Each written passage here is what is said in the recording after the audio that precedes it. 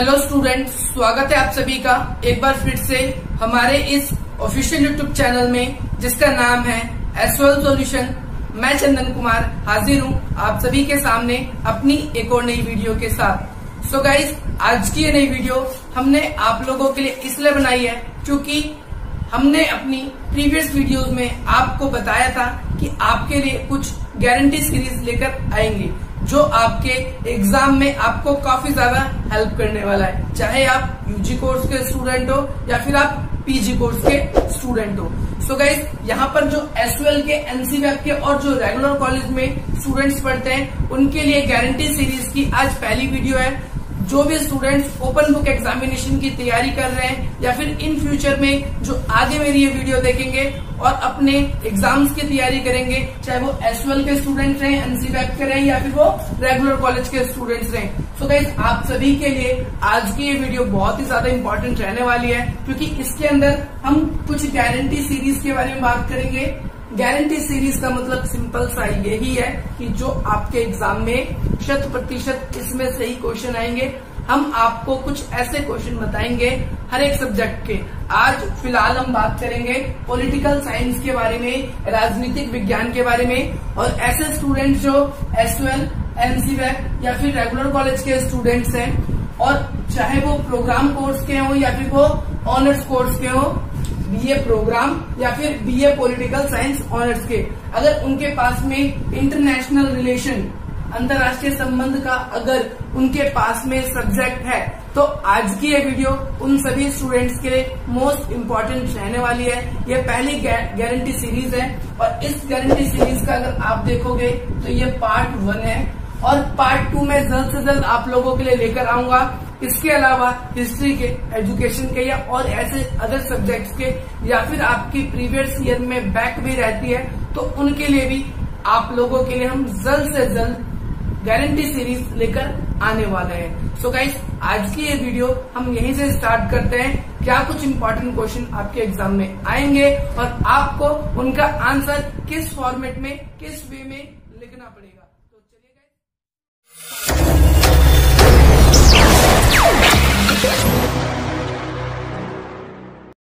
So guys, सबसे पहले हम उन क्वेश्चनों के बारे में बात करेंगे जो सबसे ज्यादा मोस्ट एक्सपेक्टेड क्वेश्चंस हैं जो आपके एग्जाम में आने वाले हैं, चाहे आप ओपन बुक एग्जामिनेशन की तैयारी कर रहे हो या फिर सेमेस्टर एग्जाम्स की तैयारी कर रहे हो या फिर आप एनुअल मोड के एग्जाम्स की तैयारी कर रहे हो। पहले हम, जैसा कि हमने आपको बताया, ये पार्ट 1 है वीडियो की, तो आप लोगों के लिए आंसर की व्यवस्था भी की जाएगी। सबसे पहले आप लोगों के लिए ये जरूरी है कि आप इम्पोर्टेंट क्वेश्चंस को, इम्पोर्टेंट पॉइंट्स को डील करना सीखें कि क्या कुछ पहले इम्पोर्टेंट आने वाला है। तो सबसे पहले हम ये बात करेंगे, सबसे पहला क्वेश्चन क्या है, जैसा कि आप अपनी स्क्रीन पर देख पा रहे हैं कि यथार्थवाद क्या है, हंस जे मार्गेंथाउ के 6 सिद्धांतों की चर्चा कीजिए। सबसे ज्यादा इम्पोर्टेंट क्वेश्चन अगर आपके एग्जाम के लिए है कोई तो ये है कि भाई हंस जे मार्गेंथाउ जो है, जिन्हें रियलिज्म का एक तरीके से गॉडफादर या जनक भी कहा जाता है, इन्होंने यथार्थवाद के बारे में क्या अपने 6 प्रिंसिपल्स दिए हैं या 6 सिद्धांत दिए हैं। ध्यान रखना है आपको कि भाई रियलिज्म जो हमारी अप्रोच है, जो इंटरनेशनल रिलेशन को डील करने में, समझने में हमें मदद करती है, तो इसके 6 सिद्धांत हमें बताने। सबसे पहले मैं आपको आज की इस वीडियो में इम्पोर्टेंट क्वेश्चंस के बारे में बात करूंगा, फिर क्योंकि इसके आंसर भी मुझे बताने हैं तो इसी प्रकार से जैसे मैं आप लोगों को क्वेश्चन बता रहा हूं, इसके आंसर्स भी मैं आप लोगों के लिए अलग से वीडियोस में लेकर आऊंगा। अब इसका सेकंड क्वेश्चन आप लोगों के लिए ये बनता है, क्लासिकल यथार्थवाद। गाइस देखो, यथार्थवाद यहाँ पर भी लिखा है और यथार्थवाद यहाँ पर भी लिखा है, बट जब क्वेश्चन में अलग अलग जगह पर हमें अलग अलग शब्द जब हमारे साथ जोड़ दिए जाते हैं ना, तो क्वेश्चन हालांकि थोड़ा सा डिफरेंट हो जाता है, क्वेश्चन बदल जाता है। इसीलिए आप लोगों के लिए ये बहुत ज्यादा जरूरी है कि अगर आप राइट आंसर लिखना चाहते हो, आप सभी को पता है कि भाई ओपन बुक एग्जामिनेशन होने वाले हैं, पहले 5 क्वेश्चन करने होते थे, 5 क्वेश्चन करने होते थे, अब क्वेश्चन की जो संख्या है वो घटकर 4 हो चुकी है। पहले 10 क्वेश्चन मिलते थे तो अब भाई सिर्फ 6 ही मिलेंगे इसमें से। तो गाइस, आपके लिए जरूरी है कि भाई ऑप्शंस आपके पास में कम हो गए हैं, इसीलिए आप सभी क्वेश्चनों को अच्छे से समझ लें कि भाई ये क्वेश्चन आता है तो भाई मुझे क्या आंसर लिखना है। आपको सबसे पहली चीज ये चीज समझने की जरूरत है। आप जरा इस चीज का अवश्य ध्यान रखें सभी मेरे प्यारे स्टूडेंट्स। क्लासिकल यथार्थवाद क्या है और इसकी विशेषताओं को बताना है। अब यहाँ पर अगर क्लासिकल यथार्थवाद का मतलब क्या है, जिन्होंने इसको नहीं भी पढ़ा है ना, जरा उनको भी मैं समझा दूंगा, बिल्कुल चुटकियों में समझ में आ जाएगा। देखो क्लासिकल यथार्थवाद क्या है, क्लासिकल का मतलब क्या होता है, एक तरीके से ट्रेडिशनल यानी जो परंपरागत यथार्थवाद चल रहा है, यानी यथार्थवाद की जो पुरानी सोच है, जो प्राचीन काल से ही चली आ रही है, चाहे वो थ्यूसिडाइड्स ने बताई हो या फिर आपके मैकियावेली ने बताई हो या फिर आपके हॉब्स ने बताई हो, कौटिल्य ने बताई हो, संजू ने बताई हो, या फिर आपके और भी जो ऐसे विद्वान रहे हैं जो यथार्थवाद पर अपने विचार देते हैं, चाहे वो हंस जय मार्गन था वो भी क्यों नहीं है, उन सभी के विचार इसके अंदर आएंगे कि भाई जो परंपरागत यथार्थवाद था वो कैसा था। जैसा कि मैंने आपको बहुत सारी यथार्थवाद की वीडियोस आपको पहले भी अवेल करवा रखी हैगी, इन सभी के आंसर्स जो हैं वो एक एक करके मैं आप लोगों के लिए फिर से लेकर आ जाऊंगा। आप इससे निश्चिंत रहें, आप चिंता ना करें कि हमारे एग्जाम्स में हमें कैसे करना है, मैं आपको बिल्कुल इसको समझा दूंगा। अभी पहले आप ये समझिए कि क्या क्वेश्चन आएंगे, इनकी विशेषताओं को बताना है, यानी जो प्राचीन काल से यथार्थवाद के हमारे सिद्धांत शास्त्री रहे, इनके हमें क्या बताना है, विशेषताओं को बताना है, आपको इसका ध्यान रखना है। अगला 3rd नंबर क्वेश्चन जो है आपका, जो आपके लिए काफी ज्यादा इंपॉर्टेंट है, ये नव यथार्थवाद। अब यहाँ पर देखो क्या है, यथार्थवाद के साथ में नव जुड़ गया। अब बच्चों को अगर समझ नहीं आता है, अगर स्टूडेंट्स को समझ नहीं आता है, तो वो लोग क्या करते हैं, वो लोग सब में सिमिलर आंसर लिखना शुरू कर देते हैं कि भाई इसमें भी यथार्थवाद है और इसमें भी है, बस नव ही तो लिखा है, बाकी सब कुछ तो सेम है। लेकिन यहाँ पर देखना है, यहाँ नव यथार्थवाद की बात हो रही है, तो यहाँ पर राइटर आ जाता है हमारा केनेथ वॉर्ड्स जी आ जाते हैं। और यहाँ पर अगर सिर्फ सिंपल ही यथार्थवाद की बात होती है तो यहाँ पर हंस जय मार्गेनथाउ की बात होती है। गाइस ये परंपरागत हमारा यथार्थवादी सिद्धांत है, और जो ये नव यथार्थवाद है ये नया यथार्थवाद है, यानी यथार्थवाद के अंदर कुछ ऐसी पुरानी सोच थी जो ठीक नहीं थी उस समय के अकॉर्डिंग, इस वजह से उसके अंदर काफी सारे चेंजेस किए गए और यथार्थवाद को एक नया रूप दिया गया।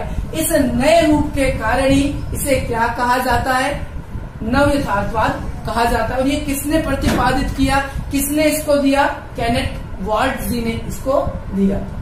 ओके, तो इसका आंसर भी आप लोगों के लिए अवेल करवा दिया जाएगा। इसके बाद में क्वेश्चन नंबर 4 है, जो काफी ज्यादा गाइज मैंने ये सिर्फ आपके, आप अगर देखोगे तो मैंने आप लोगों के लिए सिर्फ रियलिज्म यानी यथार्थवाद वाली अप्रोच से ही उठाया है, जो यथार्थवाद, क्योंकि अगर आप अपने किसी भी ईयर का, आप चाहे रेगुलर के स्टूडेंट्स हो, एनसी वेब के स्टूडेंट्स हो, एसओएल के स्टूडेंट्स हो, किसी भी तरह के कॉलेज में पढ़ते हैं, अगर आपके पास में इंटरनेशनल रिलेशन का सब्जेक्ट है तो ऐसा हो ही नहीं सकता आपका पेपर आया हो और उसमें आपसे रियलिज्म से क्वेश्चन ना बना हो।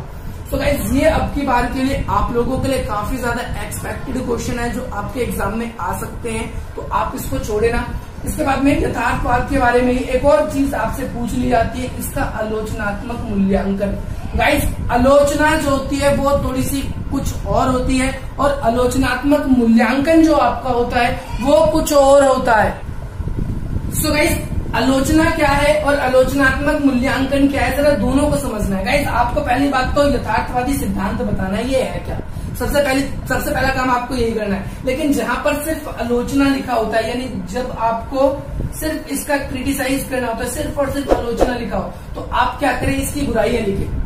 लेकिन जब आलोचनात्मक मूल्यांकन लिखा हो तो आप उसकी अच्छाई के साथ में बुराई भी करें, और अंत में जब आप इसका मूल्यांकन करेंगे, निष्कर्ष लिखेंगे। ध्यान रखना है, ये सबसे इम्पोर्टेंट पार्ट होता है निष्कर्ष, कंक्लूजन का। जब आप इसका निष्कर्ष लिखने शुरू करते हैं, निष्कर्ष लिखने के लिए जाते हैं, तो यहाँ पर आप लोगों को अपने आंसर के अंदर आपको अच्छी और बुरी दोनों बातों का हल्का सा जिक्र और करना है। इस जगह पर भी आप अब स्टार्टिंग से तो बताएंगे आलोचनात्मक मूल्यांकन की भाई अच्छाई करते हुए उसकी बुराई, लेकिन जब मूल्यांकन करेंगे तो उस जगह पर दोनों को फेवर और अगेंस्ट में आप अपना खुद का पॉइंट ऑफ व्यू, आप अपना खुद का थॉट भी वहां पर लिखेंगे। ये सिर्फ आपके वो क्वेश्चन थे जो मैंने आज आपको अभी मैंने आपको बताया, जो यथार्थवाद की अप्रोच से रिगार्डिंग या अप्रोच से संबंधित है। अब हम आगे उन क्वेश्चनों के बारे में बात करेंगे जो यथार्थवाद से हटके आएंगे लेकिन पेपर में ही आएंगे, और वो बहुत ही ज्यादा इंपॉर्टेंट होंगे। सो गाइज आपको ये सेशन अच्छा लगा हो, पसंद आ रहा हो, तो आप इस वीडियो को लाइक करें, चैनल को सब्सक्राइब करें, क्योंकि इसी प्रकार की जो भी नई नई इंटरेस्टिंग वीडियोस आती हैं, चाहे आप फर्स्ट ईयर के, सेकंड ईयर के, थर्ड ईयर के, तो आपके लिए मैं लेकर आता रहता हूँ। तो अभी तो फिलहाल आप लोगों के लिए अभी मैंने ये बताया, अभी मैं आपको और भी क्वेश्चन बताऊंगा। एज आई टोल्ड यू कि ये क्या है, ये पार्ट 1 है। पार्ट 2 आप लोगों के लिए जल्द से जल्द मैं अवेल करवा दूंगा, आप इस चीज से निश्चिंत रहें। अभी सिर्फ मैंने यही बताए हैं क्योंकि ये वीडियो पहले अधिक से अधिक लोगों तक पहुंच जाए, उसके बाद जब अधिक से अधिक लोगों तक पहुंच जाएगी ये वीडियो तो वो हमसे जुड़ेंगे और हम उनको सेकंड पार्ट में पूरा का पूरा जितना भी सिलेबस है आपका वो पूरा मैं कवर अप करवा दूंगा। अभी सिर्फ ये 4 क्वेश्चन में इस छोटी सी वीडियो मैंने इसीलिए बनाई है ताकि आप लोगों को पहले पता चल जाए, सेटिस्फाइड हो जाए कि सर हमें अच्छे क्वेश्चन बता भी रहे हैं या नहीं बता रहे। तो गाइस मिलते हैं आपसे अपनी अगली वीडियो में। जय हिंद, जय भारत।